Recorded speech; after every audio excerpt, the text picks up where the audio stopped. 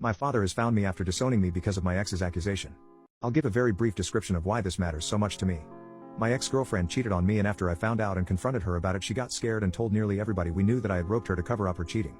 I was placed in custody during the investigation, however released as there was no evidence. My parents had already disowned me and most of my friends had distanced themselves from me. I wasn't even proved innocent by a jury, so my parents still believed me to be a rapist who had gotten lucky.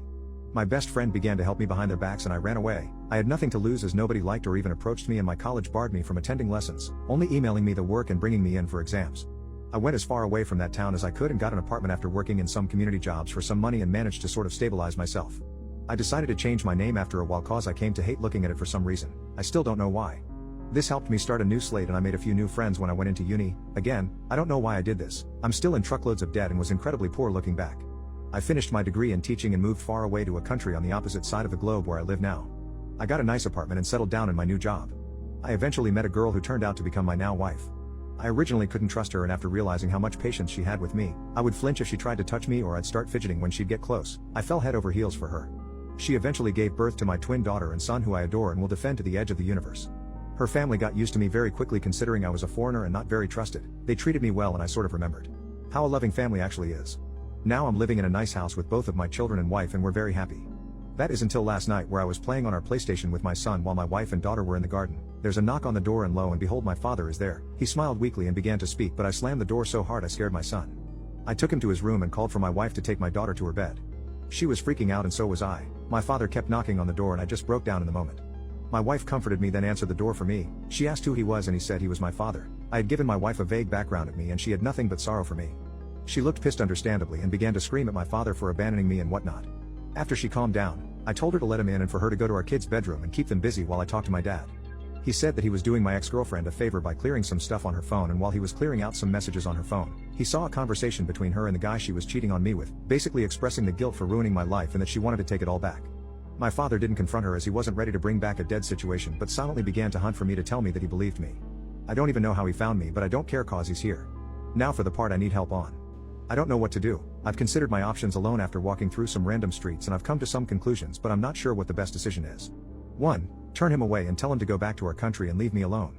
2. Reconcile with him and tell my mother if there is a better option which you have, then please let me know. I'm stressing out hard here and I'm planning to take the day off work tomorrow. My father is in an apartment nearby, so I'll probably go to him with my answer. Thanks in advance. My father has somehow found me after disowning me for my ex's accusation. Hi everyone, I'm sorry that I haven't said anything recently, but I came to the decision that I would not reconcile with my father. I simply couldn't find it in myself to forgive him. Some of you might want a story, so here is how it went down the day after I made the post. I visited my father in his hotel and I told him that I wouldn't reconcile with him or anything like that. He had tears in his eyes but was understanding. He said he told my mother about her and cut my ex-girlfriend off from the family entirely. I asked him why there was still contact, as many of you questioned, and he said that she apparently felt too guilty to really let us go. I'm not too inclined to believe it, as were many of you, but it's closure enough for me. Apparently, my mother didn't take the news too well and tried to get my phone number, but my father didn't let in. Not sure what I could really trust, given that I feel most of it is just a ploy to get me back into their lives, but after they threw me out onto the streets like a rabid dog, it just makes me sick. My son did end up asking who was at the door, but I told him that it was a colleague. I plan to tell both of them what happened to me in my past when they're older or going through tough times, to let them know that I understand. We're all fine. It shook me up a bit, but I hope I have my father's word in him keeping my new life a secret. If anything else happens, I'll keep you updated, but I think the matter is resolved for now.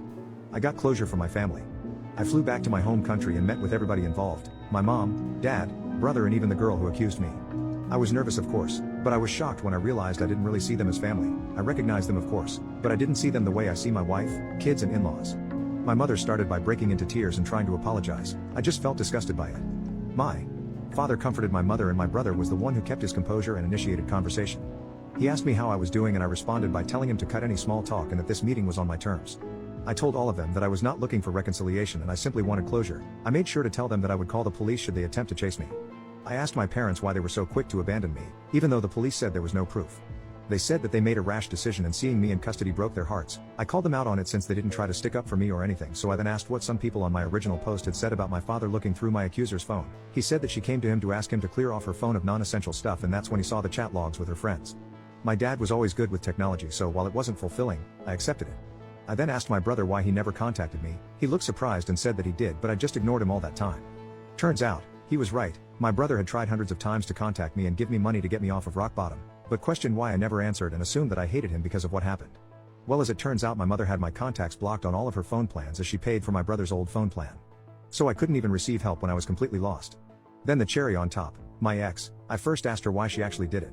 She said that she was scared of what would happen and that she never stopped loving me even throughout it all. She said that every session of therapy made her feel even more guilty as she knew it was all fake. She then told me that she hadn't dated anyone since in hopes that I would come back and she could apologize. Because I'm sorry would really reverse time and fix all of it apparently. Even that was bull cause. My father said that he found chat logs of 3 different partners she had when I was away. My ex broke down crying and tried to hold my hand. She had the audacity to ask for another chance. This just made me spiteful and I pulled out my phone and began showing all of them hundreds of pictures of my 2 children's milestones and good times my family had together, our visits to cities, their first day of school, both of them and my wife in my arms. I told her that this was what she could have had if she wasn't so stupid, and my parents what they missed out on for not even hearing me out. I had a moment when I thought I had gone too far, but I realized that compared to what they did to me, I hadn't. My visit wasn't all miserable though, as I met up with my old best friend and his family. They were happy to see me and I was still grateful for them taking me in when it felt like the whole world was against me.